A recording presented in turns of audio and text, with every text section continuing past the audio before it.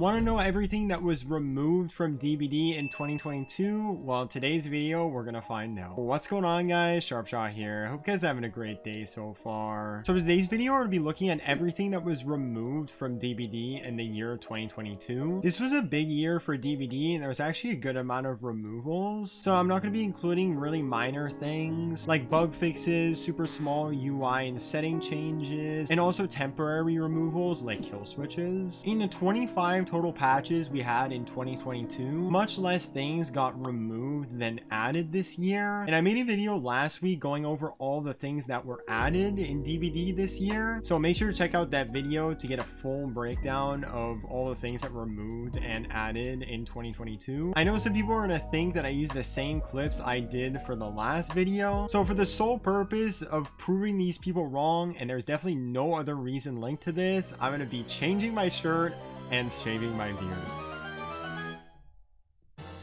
I can't believe I actually just did that. Now I guess can't say I use the same clips at all. So yeah, without further ado, let's get right into the video. In the 5.5.0 patch, the Bubba survivor masks were removed entirely, which were mainly due to issues of racism arising from the clawnet mask that Bubba had. And any player who had a Bubba mask before its removal, they got rewarded 6,000 iridescent shards for them. The normal wiggling mechanic of button smashing or constantly turning your controller in circles was removed in this update as well, with the introduction of the new beta feature in the wiggle skill checks, because DBD felt that button smashing wasn't very accessible and was causing a lot of wear and tear on your controller or keyboard. But since this is only in the beta, you can now, at the time of this recording, still use the old skill checks. If you go in the beta tab in the settings, you actually turn off the wiggle skill check beta, but I've honestly gotten so used to the new ones that I don't even know why I would go back. Old gearhead was removed and replaced with a new version of it, so gone are the days of only the gen aura being revealed, because DBD thought it was too niche of a perk and wasn't getting used much, but it's still not even getting used that much right now. The 5.6.0 patch brought the removal of stretch res, which caused a huge divide in the community on whether they thought that stretch res actually gave you an in-game advantage or not. Some would argue that stretch res did give you an advantage because you could see higher above loops as a survivor, and you could actually potentially see over loops, which could gain you a competitive advantage of always knowing where the killer is. But other people say that that's bullshit and you actually can't look over it. It's just the same screen, just stretched tighter. But now if you try and do stretched res, it simply just gives black bars on your screen and puts it back to 1920 by 1080 resolution. So with DBD themselves, you can't do it. And if you do have stretch res, you can actually be banned for it because that's considered cheating now. But let me know in the comments if you actually think that stretch res did give you an advantage or not. I'm personally not sure if it did or not because I've never used it. In the 5.7.0 patch, Legion's old tear radius got replaced by a bunch of new tear radiuses that you can use with mixtape add-ons.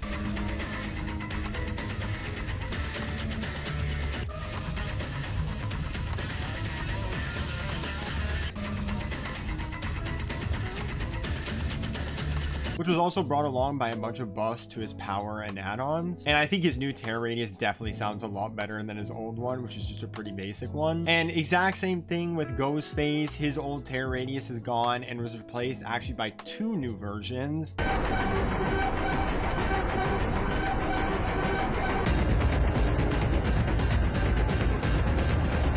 One got replaced in this patch, but it sounded way worse than the original one, and then it got replaced again in the 5.7.2 update, which is one we still currently have in the game. But he also got buffs to his power and add-ons similar to Legion. And this might be a hot take that I didn't have right when the new one released, but I've actually grown pretty used to the newer Ghostface Terrius, and I would say that one sounds a little better than the older one, but that's just me. The old extremely survivor-sided Haddonfield map disappeared in this update and was replaced by a new Haddonfield. Although the new Haddonfield looks more accurate to the movies, I feel like it's a lot more bland. I might be biased as a survivor main, but I felt that the old Haddonfield was a lot more fun with all of the houses being used a lot more because there was gens on most of the second floors of the houses. But the new one is a lot more fair towards the killers, so let me know in the comments if you like old Haddonfield or new Haddonfield better, because I'm definitely team old Haddonfield. The old hemorrhage status effect got removed completely as well, and it was was replaced with a new version. So gone are the days of hemorrhage being basically useless and only affecting the bleeding and nothing less, because now it's actually a pretty decent status effect. The survivor difficulty ratings got completely removed because DBD thought that all the survivors are the same, so there's no reason to actually have them with difficulty ratings. But I actually kind of liked that system because it told you how difficult in general the teachable perks for that survivor were, but that also conflicted with the original idea of the difficulty ratings, so I could see why DBD actually removed them. And the old killer difficulty ratings were also removed but replaced by a newer and more accurate difficulty rating system, and I definitely agree with this newer one. It's a lot more accurate in depicting how difficult a killer actually is to play. The Roman numerals in the archives were replaced by regular numbers, and I hate this change. When I first logged on with this change, I thought it looked so bizarre, but I've eventually gotten used to it. But looking back at it now, I still think the Roman numerals are 10 times better. I have no idea why DBD changed this, to be honest. In the 6.0.0 patch, the old main menu UI of everything being at the bottom was removed, and all the UI is now on the left side. And similar to the archive change, I thought this looked really weird at the beginning, but I've gotten a lot more used to this change than the Roman numeral ones. And looking back at it now, honestly, I still think it's actually a pretty decent change. In the 6.1.0 patch, the old prestige system got removed and replaced by an entirely new prestige system with a bunch of new features that I explained in the additions video. So make sure to check the link in the description to check that video. The days of losing all of your perks and all of your items when you prestige and there only being 3 prestiges are completely gone now. And the old Shrine of Secrets also got removed and replaced with a newer Shrine of Secrets that was more similar to the new prestige system. So gone are the days of only having to buy the perk in the Shrine of Secrets once and it just being in the blood webs of all of the characters. Old Mantra Shrine, Borrow Time, Dead Hard, Dark Sense, Off the Record, Spine Chill, and We're Gonna Live Forever were all removed and replaced with brand new reworks of those perks. Monster Shrine was definitely an improvement, and I agree with this change. You could argue back in the day that Monster Shrine was the worst killer perk in all of DBD, but now as a score choke, that is definitely not the case. Borrow Time was also an improvement because of base kit BT being implemented, so that's also a good change. Dead Hard is a very controversial one, and there are scenarios where the old Dead Hard is better than the new Dead Hard. There's also scenarios where the newer version is better than the older version, so let me know in the comments if you like old or new Dead Hard better. I'm still team old Dead Hard in my opinion. I think Dark Sense was made better and it's actually a good change as well. Off the Record is one of the most OP perks in the game, so that's a big thumbs up in my opinion, because back then it was just a useless perk in my opinion. Spine Chill, I disagree with the change. It was so much better in the past when the killer could just be looking at you through walls and it would still pick up on Spine Chill, and the extra 6% vault speed in a chase was really clutch that you don't have anymore. And We're Gonna Live Forever is also a major thumbs down. It was by far the best blood point perk on the survivor side. It gave you double blood points at the end of the trial, and it was also a very good altruism perk at the same time, but now it's just a very niche altruism perks that